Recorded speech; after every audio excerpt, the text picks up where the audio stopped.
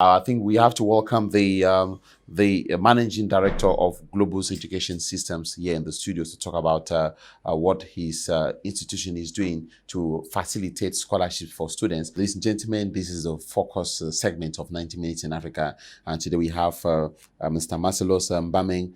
He is the managing director of Globus Education Systems, an institution that facilitates scholarships for students across the continent, a man that has traveled widely across Africa, at least 38 countries, and who understands the need for education. Mr. Macellous Mbameg, thank you so much for accepting our invitation on 90 Minutes in Africa.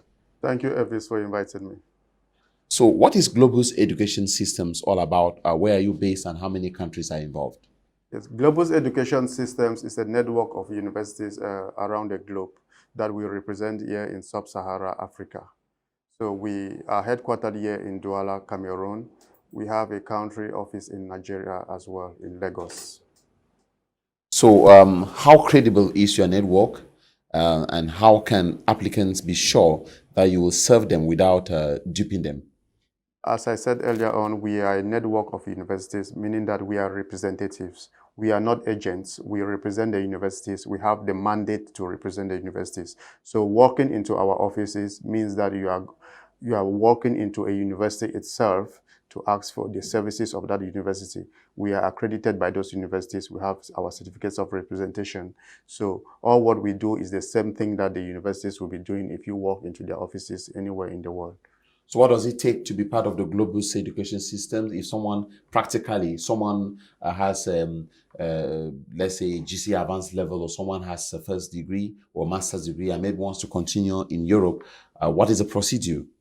Yes, as I said earlier on, we are like a university. So if you wanted to get enrolled into a university, like let's say like any state university in Cameroon, there's a process of being admitted into that university.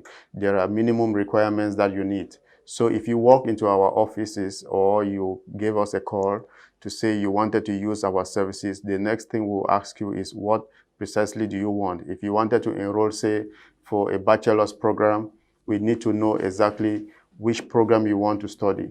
Then we'll ask for your certificates to see if you have the minimum requirements for that program before we can make that decision about admitting you.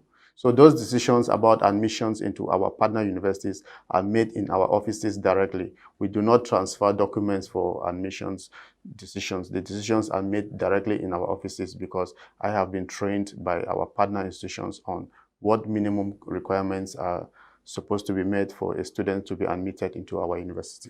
And so do the students have to pay a particular fee for these the services you offer to them? Yes, generally, first of all, to be admitted into any university, there is what we call the application fee, which is non-refundable for any university you applied for. Paying for an application fee does not guarantee admission.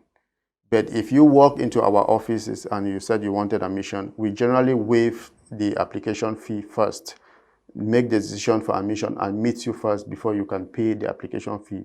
At that point, you are certain that you are paying for what you wanted to get. At the same time, there is a service fee charged by Globus Education Systems. Our company is representing about 150 universities around the world. So our staff that we employ to work needs to be compensated. So we charge a minimum fee, like our service fee. So right now, what are some of the scholarship schemes you have? Are they fully funded scholarships? I mean, for those who are thinking maybe of studying abroad. Yes, we do have fully funded scholarships for bachelor, master's, and PhD, as well as post-doc scholarships.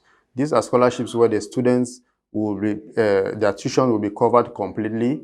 Their accommodation and monthly stipend will be given to them all through the program.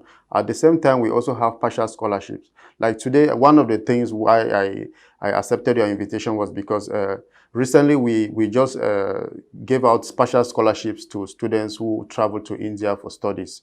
So the students are already on campus, they have started classes, and the university advised that we should proceed to give more students this opportunity, because we call this scholarship the COVID-19 2021 scholarship. So actually the scholarship had closed already, but they have given me a window of 2 weeks to say, let me go back to Cameroonians and see those who are ready to get this scholarship so they can take it within the next 2 weeks. If they want to travel between now and the end of the month, they can travel. If they want to travel in January, they are free to travel, but let them get the scholarship within the next 2 weeks. It is called COVID-19 Relief Scholarship 2021. So like what your panelists were talking here a while ago, they were worried about the education system not being professionalized. We have sent students to India who will come back tomorrow to drive the economy of this country. We have students that we've sent to India who will come back and be able to develop Android technologies. In the next 3 years, this country will have these students coming back to develop Android phones. We have artificial intelligence experts who are going to come back into this country because of global education systems. So practically, I think this should be very competitive when it comes to the selection process. I'm talking about for scholarships.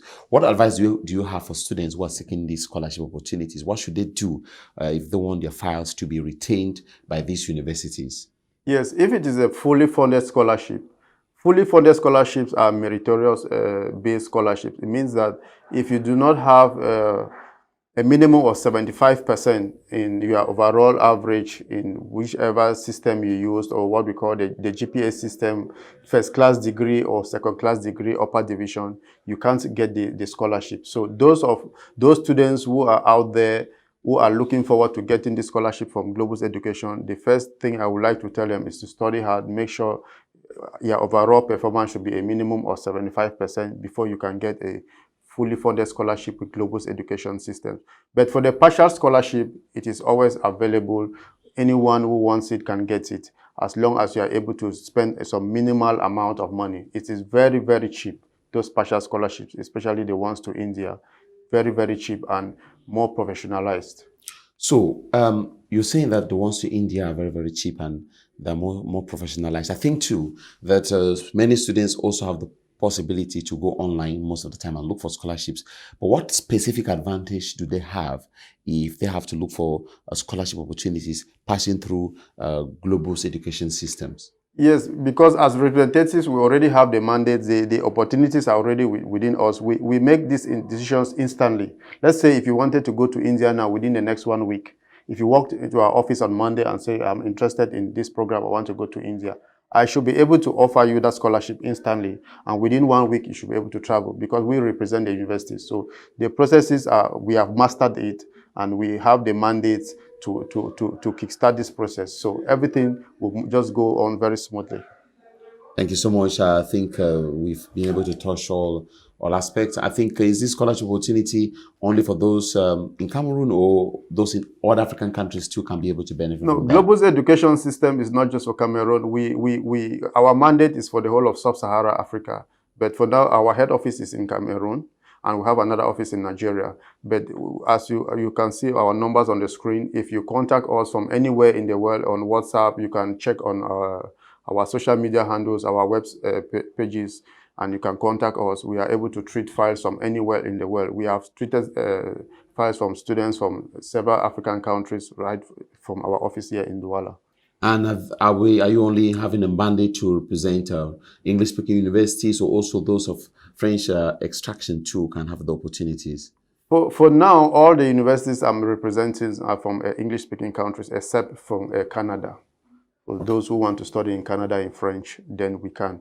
I have partner universities in France, but the partner universities in France, the students can study in English or in French. Okay. Yes. Okay, that was Mr. Macellous Mbameg. I think I'm about to conclude the interview with you.